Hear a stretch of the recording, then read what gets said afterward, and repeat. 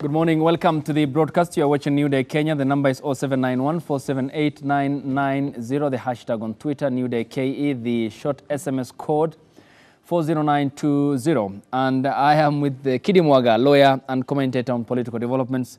Wakili, thank you. Your time is appreciated. Your company is always a big thank you. Cyrus Litsu at the center, thank you so much for coming. Thank you. Your time is appreciated. Political and social commentator. And Alenga Trostad is also a governance expert and commentator on political developments. Thank you so much, gentlemen. I appreciate your time. Before I take your accounts, I take your accounts as to the developing political situation in the country, as to the referendum timeline, the time frame, whether it's deliverable, and how the opposing voices can be brought on board, and the disgruntled nature of some quarters of the establishment. But more importantly is on the front page of the Daily Nation. Charles, can I have that up? And it is Kenyans who have been cautioned to brace for ban on political rallies, shutting down of bars and curfew hours that might be amended by the president. And this is part of the containment measures that the government is planning to contain the pandemic that has exponentially grown in numbers since the president relaxed some of the restriction measures. And the Minister of Health was never shy away from citing political rallies and political members from being the fueling point of upsurge in the number of the pandemic. Kidi, first to you. Again, the president is on the table and he's facing a dilemma as to balancing between the economy and the lives of Kenyans. What do you think today will portend for the country, even as we continue to witness a spike in the number of the pandemic? I think today, as we speak, the virus is in the households. Mm-hmm. It's in the neighborhoods. It's in the localities. So that I don't think that containment measures would augur well for this country, because, you know, jobs have been lost, and a continued lockdown would portend a disaster for a number of households. I think what happens now is that we do not close down completely, but we restrict certain facets of our lives to make sure that we slow down the spread of the virus. And if anything, we also make further emphasis on how to break the virus circle. For instance, washing of hands helps break the circle. Okay. So that we've got to re-emphasize that again. Social distancing, avoiding handshakes goes a long way. Because right now, if we again attempt to do close down measures like we did in between April and July, it may even cause a social revolt. Okay, that is because of perhaps the economic status. The dire economic situation that is prevailing right now. Okay, and that can be further underpinned by the majority of Kenyans who now say it's better to go die outside than remain confined in home, where you will be killed by the virus nonetheless. Yes, and I think right now, we've got to the phase of getting herd immunity via exposure. Okay. Herd immunity via exposure. At the community level. Yes. Cyrus Litsu, and if you are to analyze what happened between March and November 2020, and it appears that the Minister of Health seems to be getting the messaging wrong.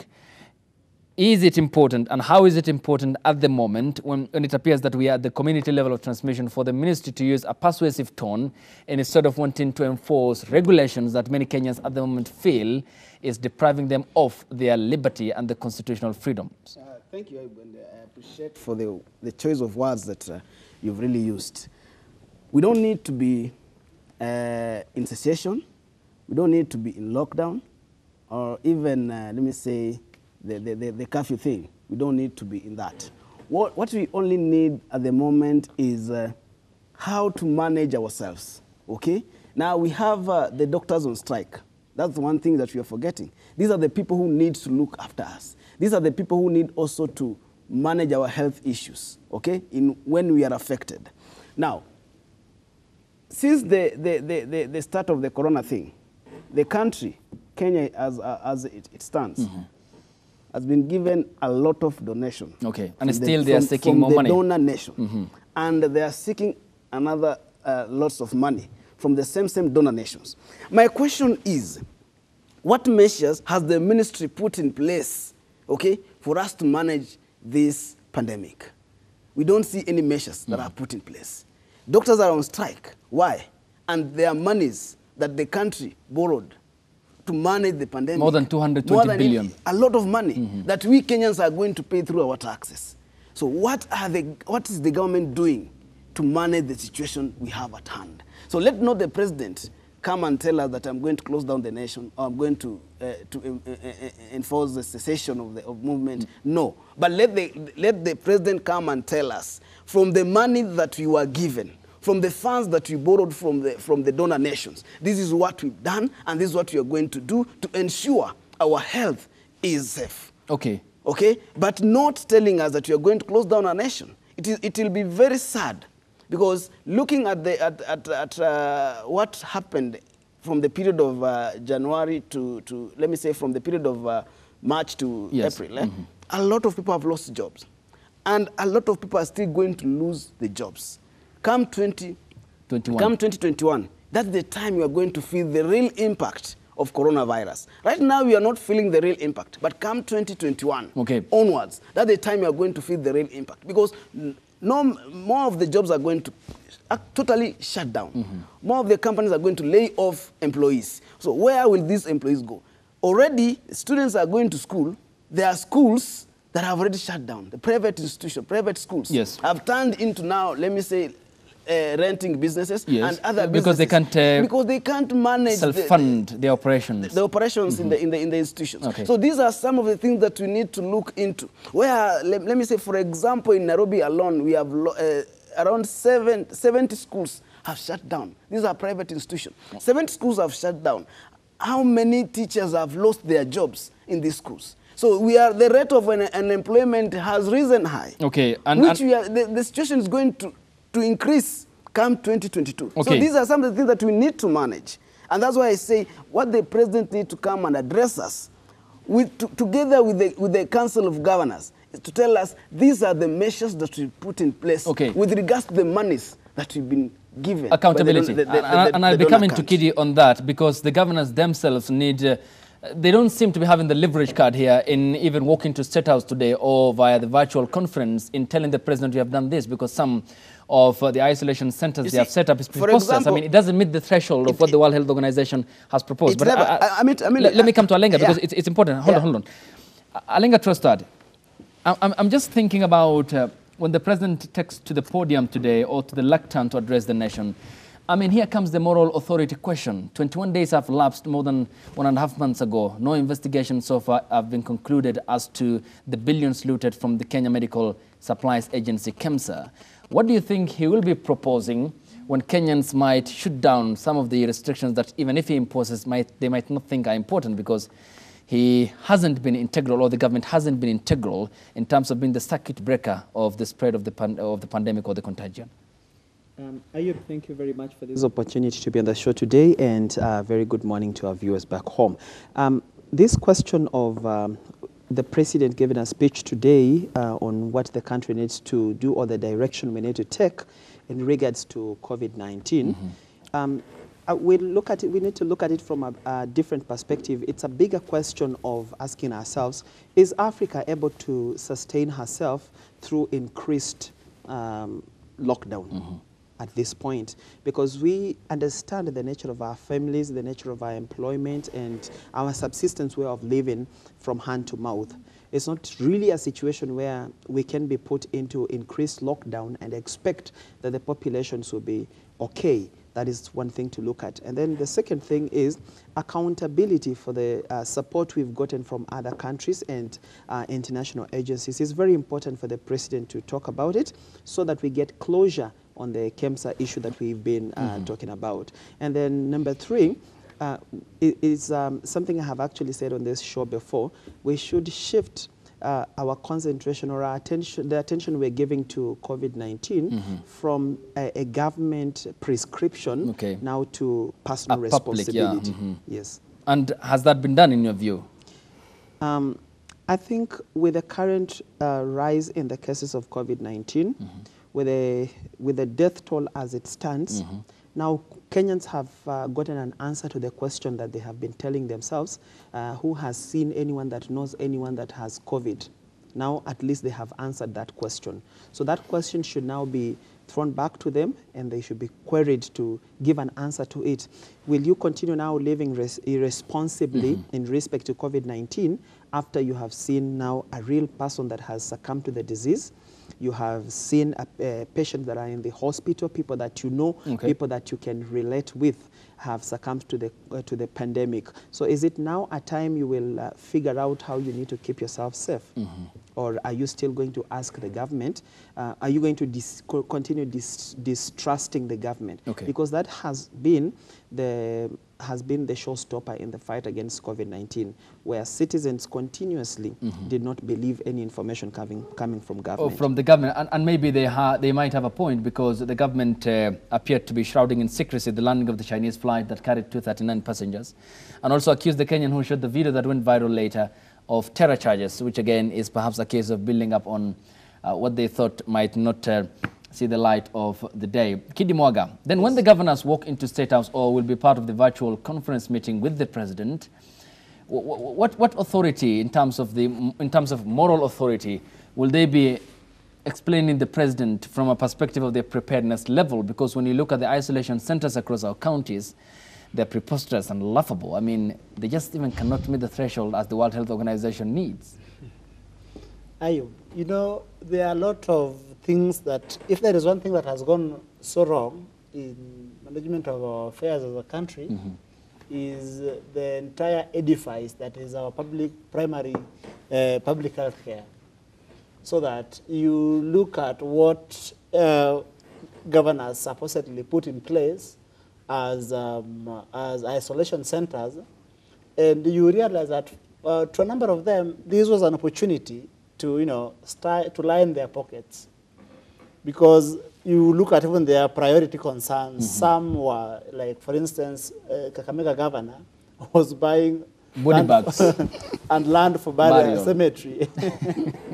So that when they go to State House today, and it is time for themselves, together with the president, to turn their eyes inwards and ask themselves that, have we consistently acted in the best interest of the Kenyan people?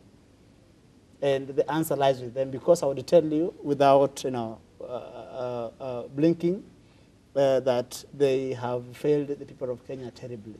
And the entire healthcare infrastructure is in shambles. Okay, and Cyrus, is the pandemic, is the contagion, the X-ray that has more or less revealed our inner self in terms of our preparedness level, in terms of our healthcare systems that are underfunded, ill-equipped, underappreciated, and corruption that has always been rife, as Transparency International has indicated in its 2019 report. 70% of Kenyans do pay bribes and even continue to steal, even in the midst of the pandemic. What is the way around to turn this dark legacy that seems to be not only dotting the government, but the Kenyan public as a whole?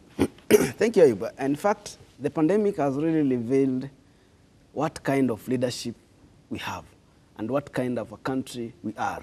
One, we are less concerned about accountability. And accountability is never an option, but the thing to go by. Second thing, we have very careless leaders who don't care about the common mwananchi, but care about themselves. Just within the same pandemic, we had their governors who built themselves and acquired ICU machines for themselves at their own homes. We had that. In anticipation for the virus, if they can be self-isolated at home in the event. Not for their people in their own counties. The same county governments have been given funds, okay, to manage the COVID-19 issues within their counties. But none of the counties has come up, okay, to demonstrate that this is what I've done for my people. This is how I'm going to manage this pandemic within my county. None. When I'm in Bungoma, when I was there, I've been there part of this period. Nothing that can be stated or nothing can demonstrate our readiness and preparedness to manage this pandemic. Remember, this COVID is there to stay with us. It's not going anywhere very soon. It's there to stay with us. What we need is to put measures in place on how to manage it. But none of us, be it the common mwananchi, who needs to get accountability questions to the governor, to the president, to the Ministry of Health themselves. But none of us is even concerned about it.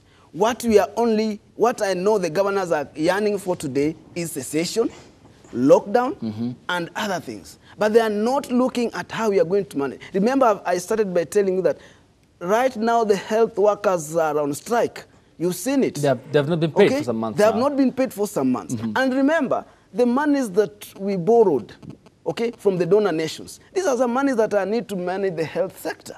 Health sector is like an institution that has been left out. And this is a very vital institution that we need to manage. Why is it that we need to have good roads? We need to have good railways. Healthcare systems, education. We need to have good airports. But we don't care about our health. Who will use those airports? Who will use those roads? Of course, people who are healthy. Where are they? And yet we are not even putting measures in place to manage the health system in this country. Okay. Now, Alenga Trustad, what remains constant in this equation is the pandemic. It will be with us. As it happened with the Spanish influenza of 1918 towards the end of World War I, and the world had reeled from its effect until the formation of the United Nations in 1945. Now, when you look at the conduct of the county government on one end and the national government on the other, there is public suspicion and the growing division in the trust the public has in both levels of the government. What will be their way out in terms of earning back that trust and perhaps pump some cash into the economy so that it will be relevant and they will heed the call of more confinement for the people to stay at home as long as there is money and they can be promised by the government. Both levels of government can pledge some remuneration in the cases of the people at the county and at the national level. So, and do you think we can have a way out as the cases of the pandemic continue to rise? Ayub, it's very interesting to learn that a lot of monies were invested into fighting the pandemic within the counties. And if you look at the utilization of those funds, it has been very erratic, and you cannot even map it to any form of success that has been achieved at the county level. But then again, when you look at how the government is responding to COVID-19,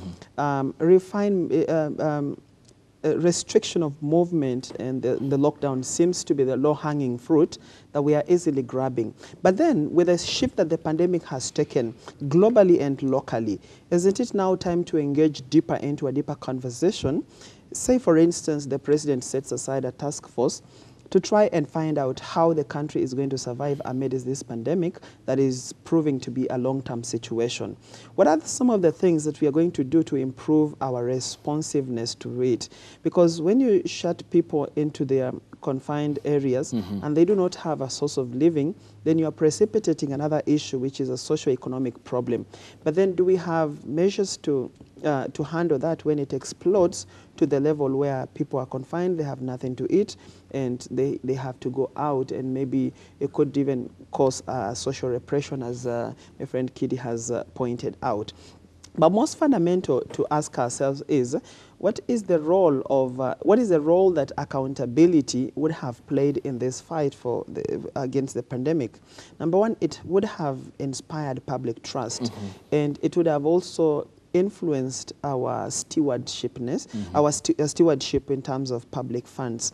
These governors need to, even if they are not brought into accountability, today is a moment for them to do to go through personal and public indictment on how they have managed that the COVID in their counties. Okay, and on that note, we await the president to be addressing the nation on the coronavirus pandemic and the situation that continues to get, to attract some form of concern from the Ministry of Health that continues to heap blame on the political rallies in the country and the political players. The DP, William Ruto, yesterday had cancelled the planned rallies in some parts of the country. And on that, we now turn our attention to the political development in the country. And from that perspective still, on the continuing discussion, coronavirus pandemic, confusion and corruption, and then comes the politics. Are they to blame for a surge in more than the 350% the Ministry of Health says is as a result of the cases that have grown exponentially since the president relaxed some of the restrictions? Is politics to blame for what we're witnessing at the moment? The answer is yes and no. Yes, because there are a section of the political class that in a moment of disagreement with the executive chose the low road of, desensitizing the people about COVID-19 so that they bandied reckless words like, COVID is non-existent, it is a ploy to steal your money and whatnot. So that today, as Dr. said at some point, more Kenyans are having more people who are related to them, either neighbors or relatives who are down either in hospital courtesy of COVID or have died. And, this has, made a lot of people now get to, become, be more alive to the fact that COVID is real.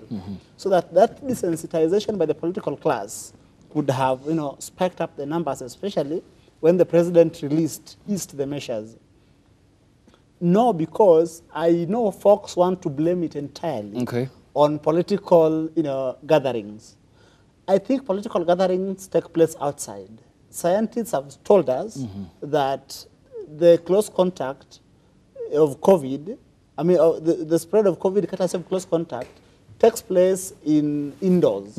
So that when the close contact takes place outdoors, that contact is, I'm not sure how true that is, Dr. will tell us, but then I want to be cautious about blaming it on political gatherings. And, yes. And not because I work in political circles. Okay, no problem. That is a perfect disclaimer on it. Cyrus, yes. Then one thing is questionable here. When the president had relaxed some of the restriction measures, he said, it's now up to personal responsibility. It's free to sanitize or hand wash. It's free to keep social distance. It's free to keep wearing your mask, but it isn't free when you are admitted in a hospital facility because the least you will pay for if you are asymptomatic is nearly 24,000 Kenya shillings. The worst case scenario, 750,000 Kenya shillings. Is public responsibility or the lack of public responsibility the key here as to being the driver of the exponentially growing cases of the pandemic? To me, this is a lack of public responsibility. Why am I saying so? Because we have measures in place that how we need to take care of ourselves. But we end up ignoring these measures. I don't put on a mask while in public places. I shake hands whenever I'm saying hi to people. There are those things that I need to do that I don't do in order to be safe. So myself, I've chosen not to be safe, but to be in the mix, to become a victim. So, as Skidi has said it, we cannot put the blame on the political class. No. Why am I saying so? Tanzania have just had an election. They have been on campaign since. US have been on campaign. Okay. So we cannot peg this on political class. It is our personal responsibility that we need to take care of ourselves. So in this case, are you saying, Cyrus, that it's fine and that the public can keep off these political rallies and gatherings? Yeah, you can. You can choose to keep off these public gatherings. You can choose to take precautions when you are attending the public gatherings. It's not a must that you be closer to anybody. You can still be there at a distance and still hear what somebody is saying. Today we are in a digital world. When, let me say, when the president is somewhere, he'll be live on a digital platform. I can choose to follow the president on a digital platform. Yes, I know there are areas in this country that don't have internet. I know there are areas in this country that don't have network. But we can still get information to our doorsteps if I wish to get that information. Okay? Now, another thing that I want to point out is that on a political class, we cannot stop our own daily activities just because of a pandemic. That's now what makes us become accountable by ourselves. Responsibility. Be responsible for yourself. Okay. Be accountable to anything. I heard yesterday in a news that the IG of police, had mentioned that being in public places without a mask will attract a fine of 20,000. Let such things be implemented, okay? If I've decided not to adhere to the rule of law, then let the person who maintains law and order, who is the police officer, now take charge. And then this one will instill discipline in ourselves. And also, what I also call upon is let the county government and the central government ensure there are measures in place for us to manage our health system. Let the health institution be funded, fully funded, to ensure that we manage the pandemic in the best way possible. One more before we flip our attention on the political pages of the papers and also what has transpired as of yesterday in regards to the build-up to the referendum and the roadmap that has been drawn by the President and the former Prime Minister Raila Odinga. Alenga, to you. The DP William Ruto has called off or postponed his future political plans in the country. In terms of the pandemic and the cases that continue to spike up and the curve that is confusing not only Kenyans but also the scientists, is it a welcome or has the damage been already done? Ayub, it's very interesting for the DP Ruto to actually pronounce himself as putting a stop to his rallies in view of the pandemic. This is one person that has been seen to flout the curfew rules, to encourage his supporters to do the same. We have seen him in public gatherings where he openly did not wear a mask, and those MPs or legislators that are allied to his side, the Tanga side, would actually do that, and it was very open. So we do not know how he reached his Saul to Paul moment, but it's disingenuous, and people see and people judge. So if you have not been committed to a certain fight, then you cannot purport to be changing tune eventually. However, if he does that for the interest of the people, that's a good thing. But again, most important to note is that we politicized the pandemic, and that's where we got it wrong. And even and after politicizing it, we actually turned it into a police issue. And that is why I would differ with my friend here when he says that there should be fines for not wearing a mask. Because what we have seen in our society today, people have worn masks to avoid being arrested and not to avoid the pandemic. There are even people who I have seen carry a mask and they're saying, just carry it in case the police come. You see, so that's why we have lost it completely on those two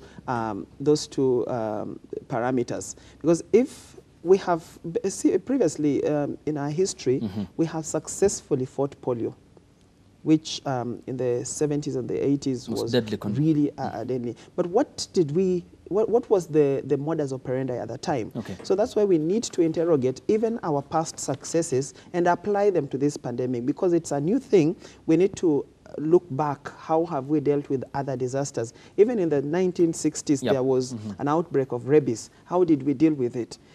So health issues must be purely handled as health issues. But then when we bring in the police and then we bring in politics, we form a hybrid defragmentation of issues that we cannot even handle. Okay, Charles, is that ready?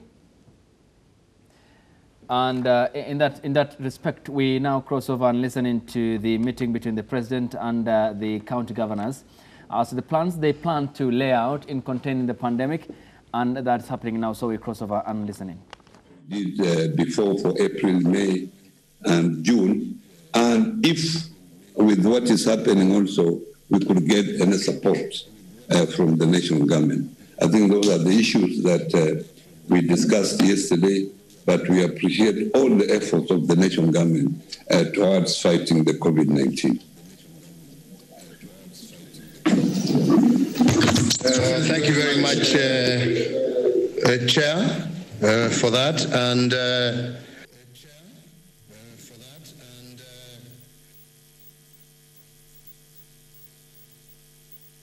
thank you very much, Chair,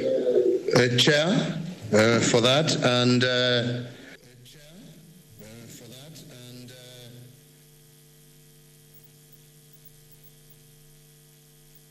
thank you very much, Chair, for that. And thank you very much,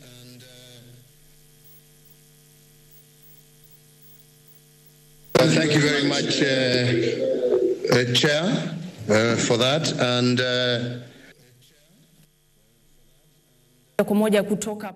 okay, we seem to be having a problem with the digital conference virtually held by the President, and in attendance are members of the county government's delegation who represent their counties, the governors in this case, and the CS Mutai Kagwe, who was sitting alongside the Governor Wycliffe Ambetsa Oparanya. Once we have the communication line, we'll be getting back to what's happening between the President and the governors. Kidi Mwaga, though, we now need to flip our attention to the BBI. Monday, Naivasha coming together of the proponents of the BBI, and on Tuesday they laid out the plan, the time frame to which they said the referendum will be held.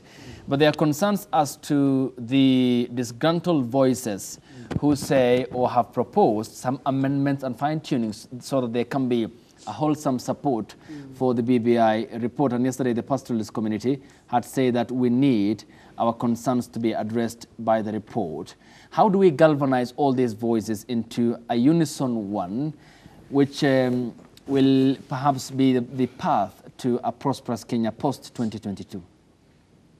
Democracy, by its very nature, is designed that you do not get whatever you want 100%. So that there must be a compromise. There must be a middle ground. This document, as it is a way superior document than BBI 1 report. That is the report by the task force. But while at it, is that, well, truth is there are a few gray areas that could be panel beaten and made better. I am one of those people who have done a memorandum right now to the steering committee asking that youth representation is not properly articulated in the BBI document. Okay. Because if anything, they're going to take away all the nomination slots, especially the National Assembly and the Senate. I have said before that the 5 needs of a young person are education, training, skill set development, representation, and employment. So that the voice of the young people, representation of young people in legislative bodies is not something you want to wish away. And I have heard of talks that the current crop of young legislators have not delivered. And they've mentioned names here and there, which I think is improper and mischievous. We know that President Uhuru got a head start into politics courtesy of nomination. We know that Sakaja got a head start into politics courtesy of nomination. We know that the fine lady from Beta Milo Diambomabona got a head start into politics courtesy of nomination. I could go on and on and on. And therefore, that is something that as young people, is key, led by Kidi Mwaga, shall not let be taken away from us. So how do we bring those voices on board that are concerned, including you, who now say that your content or what you have proposed is not captured in the report? Yes, but then in the same vein and breath, I must add that our support for this process is unconditional. We shall not support this process by putting in conditions and ultimatums and threats and whatnot. So that we shall engage all the other stakeholders respectfully and suggest to them that this has not been done. However, if we lose at this juncture, we shall live to fight another day. But the document as it is puts the country on a steadier path of making sure that, among other things, 1, we are able to build an exclusive economy. 2, we are able to build a political architecture and institutions that are able to capture the unique dynamics of our country. Okay, Cyrus Liswa, the argument yesterday given by the Senator Ledama Olekina and the contingent of members of parliament he led in voicing their concerns is that if you are planning to amend the constitution, why not amend the report? Then we go as in unison and amend the constitution. Do they have a point? Yes, they have a point. Because whatever we have right now is a schedule, okay? And there's no way a schedule can become a constitution. First of all, it has to be a bill. After it has been a bill, then it becomes a constitution, okay? Through the act of the parliament. But the way it is right now, it is subject to a number of amendments, which I will call upon the leaders of the BBI to listen to the voices the minority who are crying for this, because it is called Building Bridges Initiative.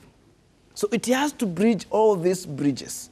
It has to ensure that all these bridges are well managed. There's no war that will escalate after this. That is what BBI is bringing on board. Peace, okay? Something that will live forever. So when we are sitting down working on this document, we should be very cautious in what we are doing. Okay. Let everyone feel that I am well represented. All my ideas are well represented. It might not suit all 100% of my ideas, but if it suits at least 65 of my ideas, then the 35 I can compromise with. Okay? So these are some of the things that we need to look into. And that's why most people, or many people who are sober in mind, will tell most Kenyans, interrogate the document. Read and interrogate further the document. Okay. Don't just read. It doesn't have to necessarily capture the input of all, but at least it has to represent the whole country. Very true. In one way or the other, because it's a democracy, and that we, in the end, will be building one that is based on the very foundations and the principles of any democratic setup as is across the world. Yeah, you don't have to get all. Yeah, because when you sit down and read that document well, there are so many questions that come in.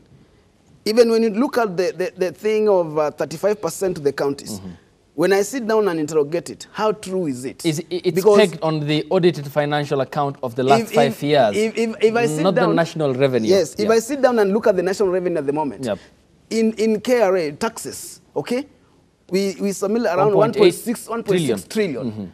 1.6 trillion, 900 billion goes to the debt that we have, okay? 500 billion is the wage bill and the current expenditure. And the current expenditure. So where is the 35? Where is the reality in the 35% that will go to the counties? Okay, these are some of the things that we need to sit down and interrogate ourselves. It then means that while you pose that question, it's important then that we have to talk about the economy. And Kidi said that we need to have an exclusive economy that needs to support that 35%. Very true. Again, comes to the aspect of mismanagement of the Kenyan economy. Because it can support that.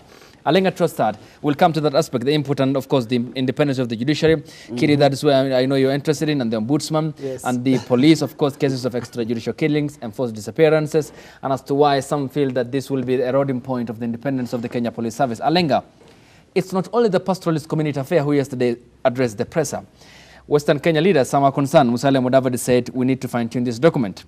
And the Senator Kakamega County Cleophas Malala said, we are the second largest community in the country, yet we are not getting a fair share of the to be added 70 members of parliament or the new constituencies to be created. Therefore, we seem to be having all these upsurge in the concerns raised by a section or some sections of the country. How will the principals bring them on board, open the path to diplomacy, and hear them, and perhaps fine-tune it to address at least 30% of their concerns? Ayub, I have been looking into this conversation about the BBI, and one thing that I have overwhelmingly identified is that we have a population that is not willing to spare even 30 minutes to read a document before they can criticize it or they can support it. And that is where we are operating from. There are various things that people are raising, but when you ask them a simple question, point me to the page of the BBI report that shows that. Just yesterday, I was having a conversation with somebody who says, yes, the BBI report, the BBI recommendation is going to make the deputy president an appointee of the president, and therefore the president can fire them when they want. He's an elected deputy president. Then I ask them, where did you find this? And they cannot substantiate that. So we are operating from a place where it is sorry to say, but it is sort of intellectual laziness. We do not want to invest time into a document so that we are criticizing it or supporting it from a point of information. But that aside, when you look at the sentiments by the pastoralist communities, it's a question of asking yourself, is this person speaking from their heart or they are speaking from their lips? Because if you look at the nomenclature, the composition of the people who stood there and gave a press conference as representatives of the pastoralist community, you can easily map them to Tanga wing of the government. So is it that they just do not want to be identified with William Ruto in his antagonism towards BBI, and then they're just changing the nomenclature but there are some to an who are acceptable term, pastoralist community? Okay, Alenga, but there are some who are in support of the president and the former prime minister. A last member of parliament, Adan Kainan, is the latest beneficiary of the vacancy of the secretary to the party, the Jubilee Party Affairs. And we have other members of parliament who are notable and supported: the BBI Mandera County Governor, Captain Ali Roba, and the whole host, Garissa County Governor Ali Roba, the Korane.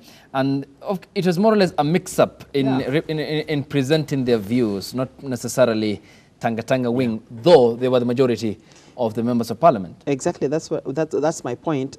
You know, they say when it quacks like a duck and walks like a duck, it is a duck. Even if some of it sort of resembles some other bird, but generally it would look like a duck. So if you look at the guys who stood there and the ones who were very vocal are people that have previously established their stand against the BBI. Sure. So to expect them to give an ultimatum to their support for it, even if you change that document and adopted their memoranda, they will still have another issue to raise. Okay. But again, principally, and Kidi will agree with me from a legal perspective, constitutions are not perfect and they are not 100% acceptable, and that is why we have the issue of referendum. Referendum means there will be a vote of two parties. So there will be a party that is agreeing and the one that is disagreeing. And when, at the end of the day, we have to say which party had the strongest voice. And so, as it were, for me, I do not find a problem with them expressing their dissent. I do not find a problem with them sharing their contrary views, but I will indict them on this point. There was a period for people to file those memoranda, and even in the report, you can see all the names of the people and institutions that wrote or delivered their issues to the committee that was working on the report. Okay, but with them, with them, it was not about wanting to appear before the task force. Now, what they said was we appeared before the task force, but some of our issues were not captured. But you see, we cannot say yes and no because we did not see them appear. The BBI no, they appeared. I can confirm that we have sound bites in our archives. Yes, they appeared if they did appear, it will be disingenuous for them to assume that their recommendations should have been adopted 100%. Of course, this was a committee that was charged with that mandate. Across the country. They know the parameters they were using to score certain issues and adopt this and leave that out. And again, the BBI is not our final redemption as a country. It is a journey to refining a constitution that is going to be with us for years to come, for generations to come. So if this is our very first opportunity, why do we want to feed a baby on bones? So talking more or less about the embryonic nature of the report. Yes, Kidi, go ahead.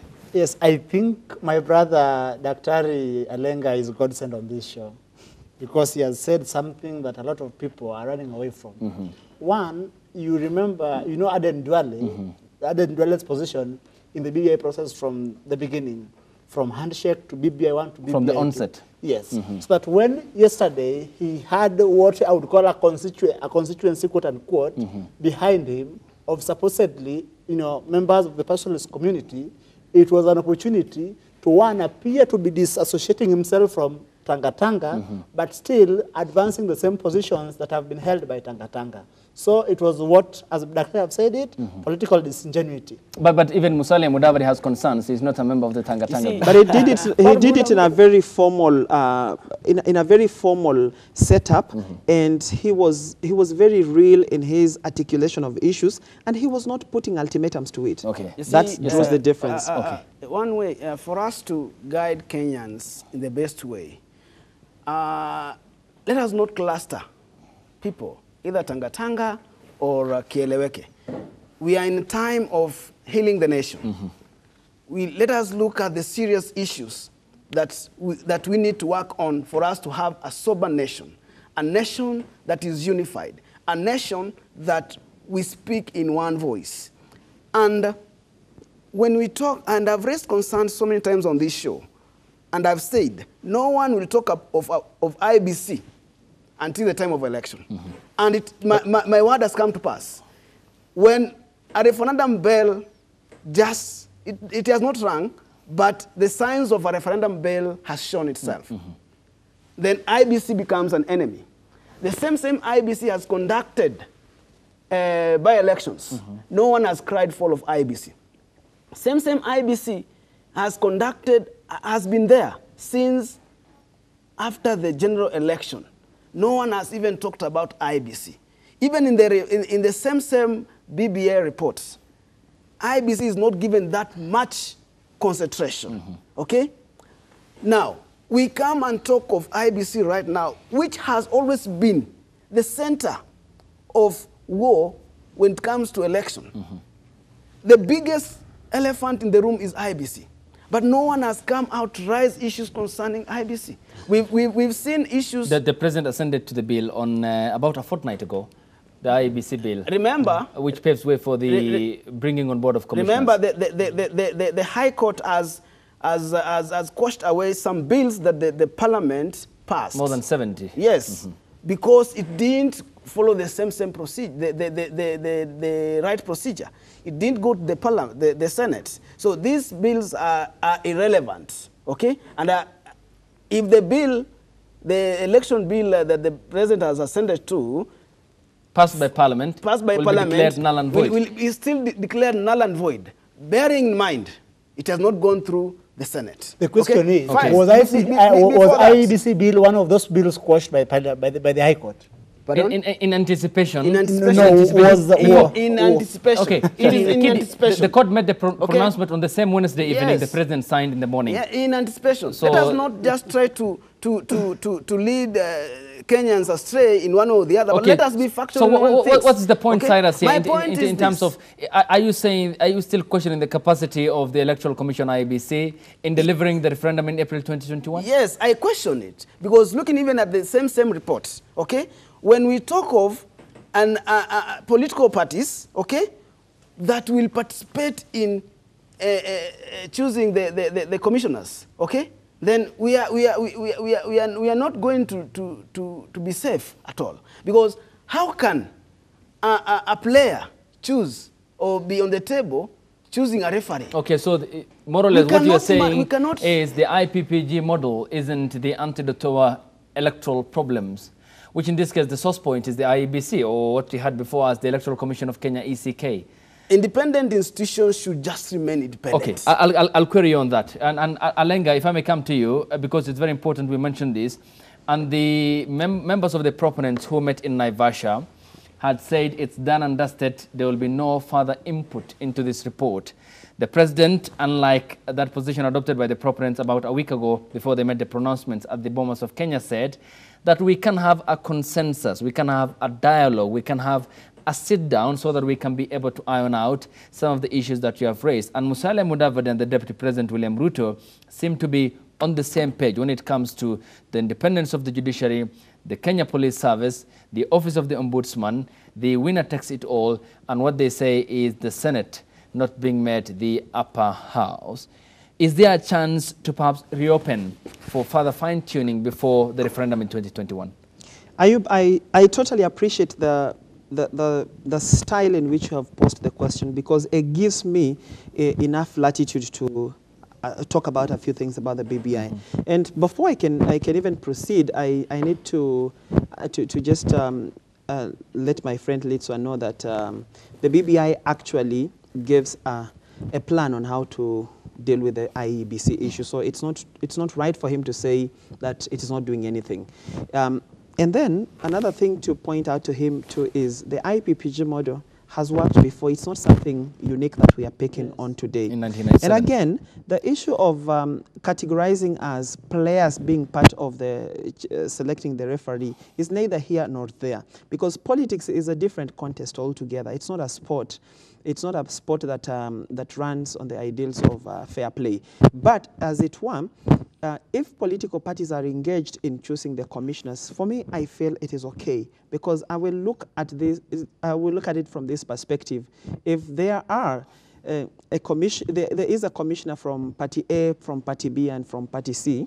And we know the way our IEBC has worked, the letdowns we had in 2013 and 2017, because those were independent people that were gotten from outside, from their own jobs, and they came to be on the commission. But we've seen how dismally they have performed. We've seen how they were influenced and actually led to particular directions in which they delivered their mandate at IEBC, serving the powers that be. Now, if you have commissioners coming in from political parties, they carry the dreams of the party individually. So it is very hard to influence the decision of somebody from KANU, another person from ODM, another person from Jubilee. They both will, if they are disagreeing about the rigging, they will all disagree in that room, and then we can get. But if it is somebody from outside, what do they have to lose? They do not have political casualties. They are not political casualties.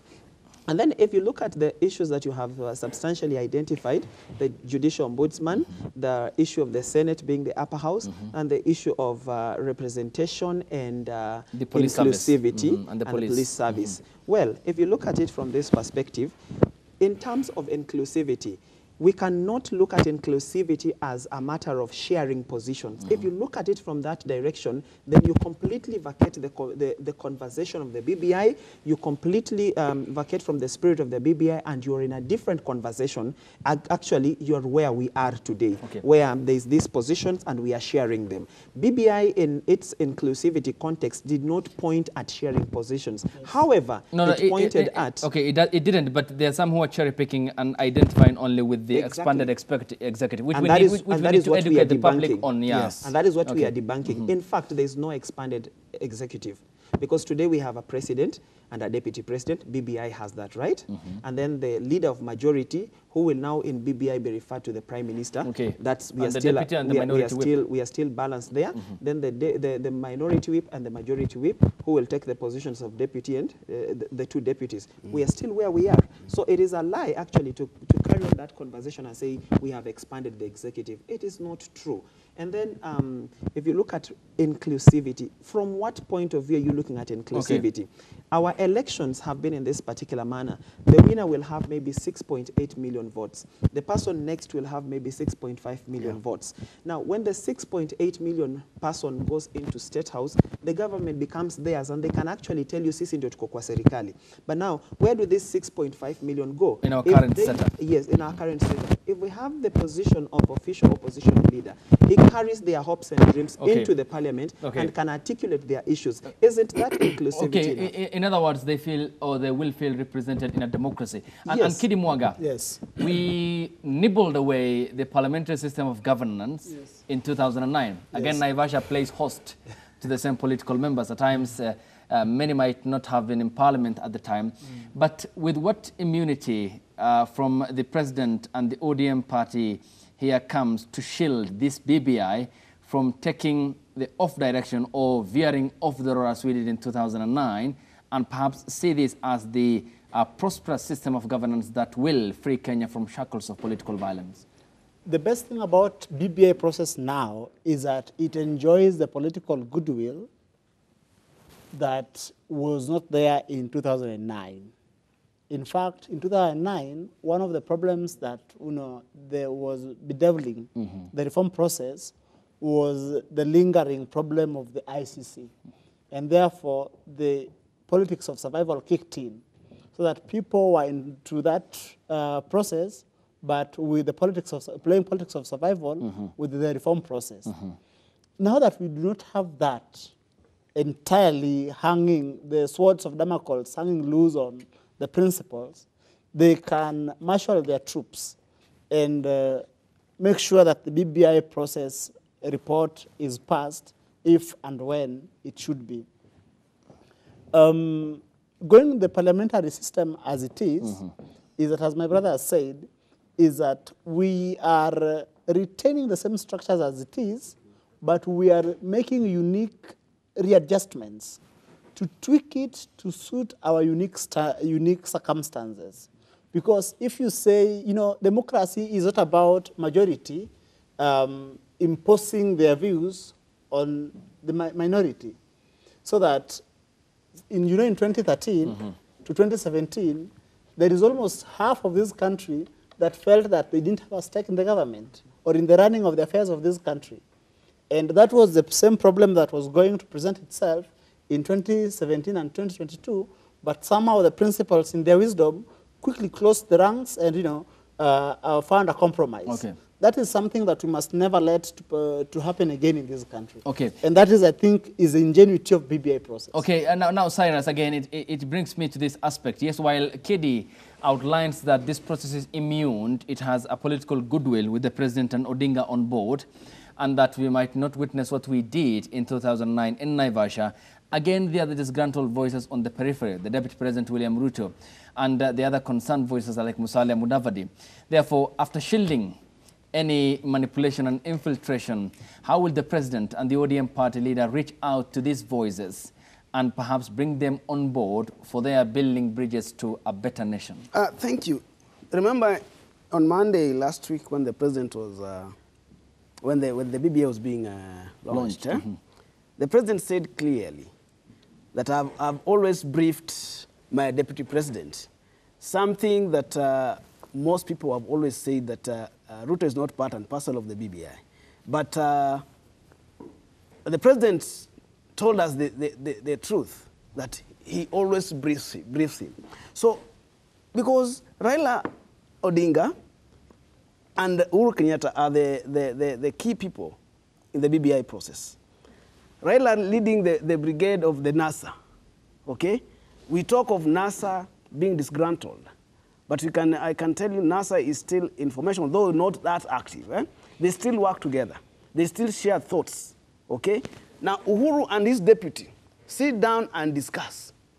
What they can do is Uhuru to talk to his deputy the way he has been talking to him before, and tell him this one, and then Ruto to tell the president, this is what I want, this is how I want, this is how. If they sat together and chose the members he said he helped me identify some members of the task force. Then they can still help each other. So why not have this constant communication channel? What seems to be the barrier here? What I've always said is a matter of one crying foul. There's no way the deputy and the president don't have talks. They always talk, whether on phone or physically.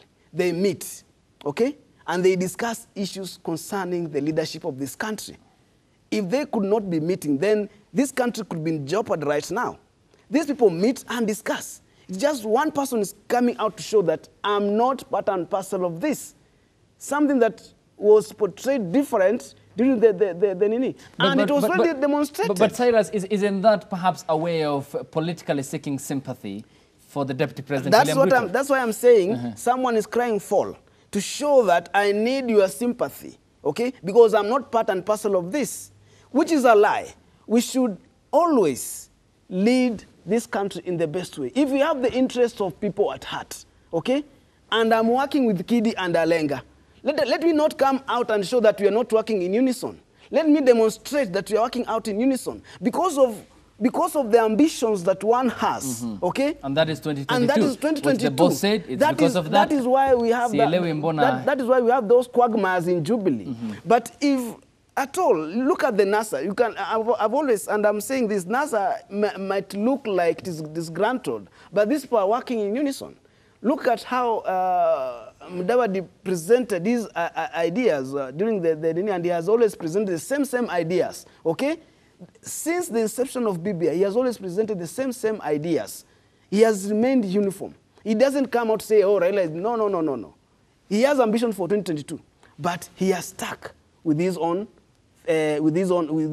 ideologies. So that's what we want from the deputy president. Let him come out clear and say, yes, we are working on this report. The president has briefed me on this and this and this and this, and this is what I've briefed him also. Okay. And he has assured me of working on it. Okay. Because remember, there's what we call the presidency. Okay. And I highlighted this thing one day here. The presidency, we are not in those eras. Okay. Before the 2010 where he was appointed. Okay. This is the presidency, where the president and the deputy presidents are one thing. This is one office. Okay.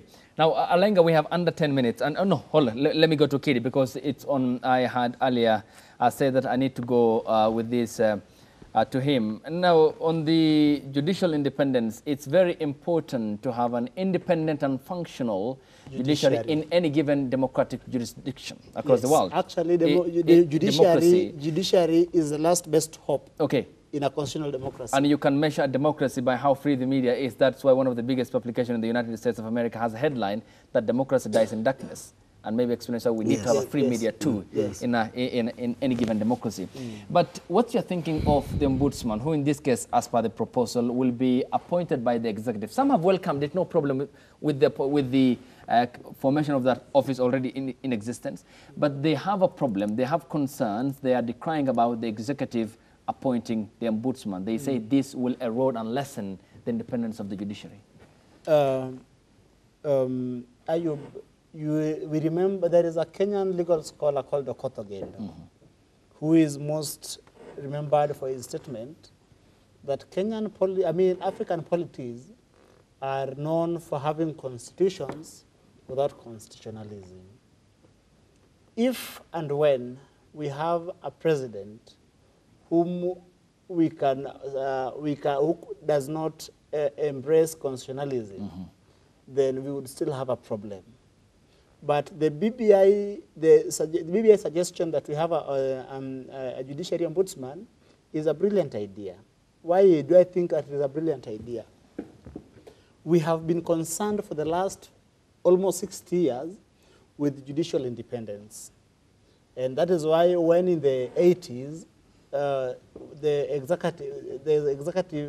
parliament in conjunction with the executive made amendments to the constitution that took away the security of tenure of judges. We say that the independence of the judiciary was compromised. Okay. So that when we were enacting the Constitution of Kenya 2010, all of us were concerned about judicial independence. In the last 8 years, we have seen that when we are concerned with more fixated with judicial independence without looking at judicial accountability, then there is a problem.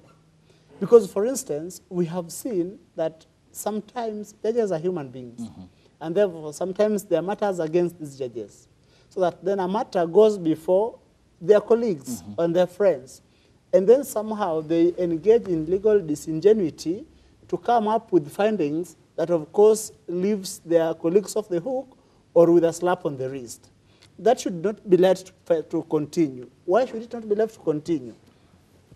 In 2010, when we enacted this constitution, under the section 23 of the 6th schedule, we enacted what was called the Judges and Magistrate Vetting Board, which was supposed to clean the judiciary and restore public confidence. But then it was time-bound. And therefore, when it finished its mandate, when time lapsed, it was disbanded. And its mandate was transferred to the JSC. What did the JSC do? The JSC, because it is headed by the Chief Justice and the same judges who, of course, sit in court, in the bench, somehow have not enhanced public confidence, especially when it comes to the conduct of judges. So this is why we are saying that let us have someone who is not part of the bench come sit in the JSC and enhance public confidence so that if and when a matter is raised against a judge, then they are able to give that judge a fair chance and resources to respond to the allegations against him. But what shields this person who will be appointed by the executive from exogenous pressure from the same executive in wanting an outcome that is favorable to the executive? Well, I don't think that such fears are founded. I don't think they are founded because, for instance, the Chief Justice is appointed by the President. The Registrar of the Judiciary is appointed by the President. I have not seen that weaken the independence of the judiciary. If anything, we should have been concerned with the judiciary fund, so that we say that let us pay the judiciary fund at a certain percentage, because we say that he was the gold, calls the tune, so that when we are concerned about appointment of the judiciary ombudsman, folks are just playing politics. And here's what I say, that they are being too clever by half. And in that regard, then your account ends by saying this, that it all depends on how the person is deeply integral and how independent he is in mind in implementing the constitution. Yes. And more or less we should take the energy of this appointment by the executive. Yes, and also we have a president who is committed to the rule of law and constitutionalism. Okay. But then that does not happen in a vacuum. Okay. The citizens must also learn to invest in a vigilant citizenry, so that our citizens must be vigilant to enhance democracy. Okay, Thank you. what's your thinking of that, Cyrus? I agree with what you said. It only depends with the person himself. Even Maraga was appointed by the president. It's not disputable. But he practiced the independence.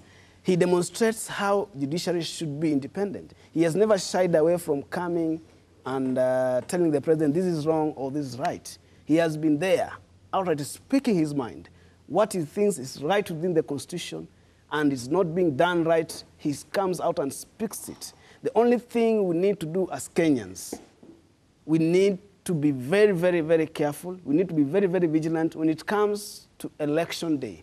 Let us choose leaders who will respect the constitution. And believe me or not, the Jubilee government has not respected the constitution till now. None of the leaders in Jubilee has respected the constitution. In fact, they have really raped the constitution and made it look like a worst document that we ever had. So we need to have good leaders in place. And it is our own responsibility. It's our own time. We have time and chance to elect good leaders. So when that time comes, let us do our best. Let us not come and cry foul of our own mistakes. Okay, as we finish up, Alenga, we have some 4 minutes before we wrap things up here on the broadcast. And it all again comes down to having independent institutions. When you look generally at the performance of the judiciary, there are some who question some outcomes. For instance, in its 2018 ruling, the Supreme Court, which upheld the election of the Wajir County governor, despite the nullification of his election by the High Court and the Court of Appeal, said, yes, it admitted in the final judgment report that the governor did not have a degree, but he behaved like someone with a degree. We need a checkup on the conduct of judges, but in your thinking, will this erode the independence of the judiciary, or is it a case of Kenyans being skeptical for nothing? Are you based? It's very important to understand who will the judicial ombudsman serve. This office is being designed for the normal citizen who goes into court and he's not comfortable with the ruling or the pronouncement of the court or the conduct of the court, and then he has an additional interface to express his dissatisfaction. That, to me, is a very, very important thing. Independence of the judiciary is not dependent on the individual that elects a certain officer, but integrity is an issue that has to define your career. You have to have integrity in the way you do things. But then, when we look at the judiciary and continue to fight for the expansion of its space, we should also be able to look at the judiciary, our judiciary, and ask ourselves, are they really, really expressing themselves and behaving themselves in a manner that suggests or affirms that they are independent? In the ruling of 2017, Supreme Court petition 2, the Raila 2 petition, the judiciary, the Supreme Court ruled that the election was null and void, and it listed the issues that were that they had relied on. And then secondarily, the Supreme Court ordered a fresh election. But then when this matter was taken back to the Supreme Court to interpret what a fresh election is, even in normal English, we know if you tell somebody start afresh, you know what they start all over again. Yes, exactly. But then the same judiciary decided to change to give us a different interpretation of what a fresh election is. Number two, that judiciary gave an order for the servers to be opened. The servers were never opened, but the same judiciary swore in the president. So this contradiction must be brought back to their doors, and we ask for accountability for that independence that we're giving to them.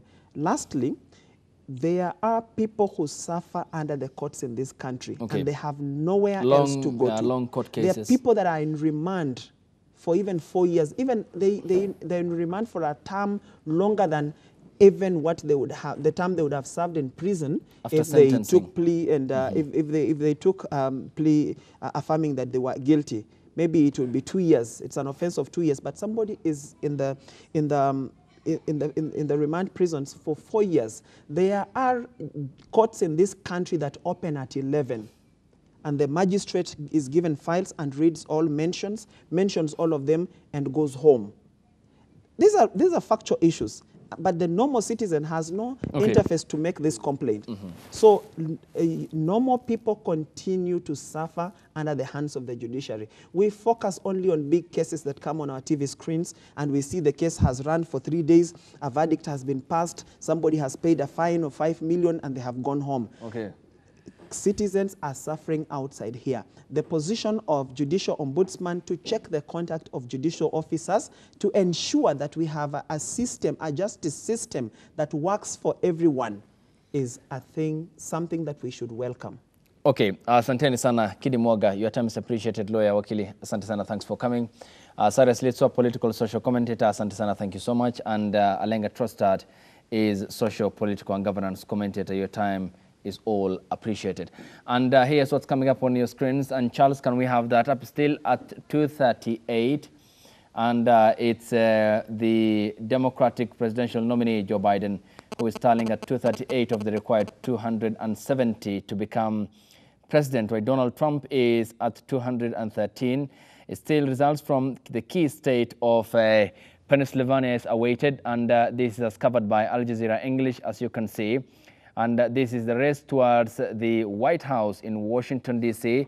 And the displaying tag at the end of the moment is of the White House and many parts across the United States of America, where Donald Trump, you can see, is speaking. And the breaking news we had in the last few minutes is that the president wants to claim victory despite results of key states not coming in, that of Pennsylvania, Wisconsin, Michigan, and in Nevada, which are very key. He remains with about 57 electoral college to be the next to get re-elected, or as Joe Biden only needs 26 to be the next president of the United States of America.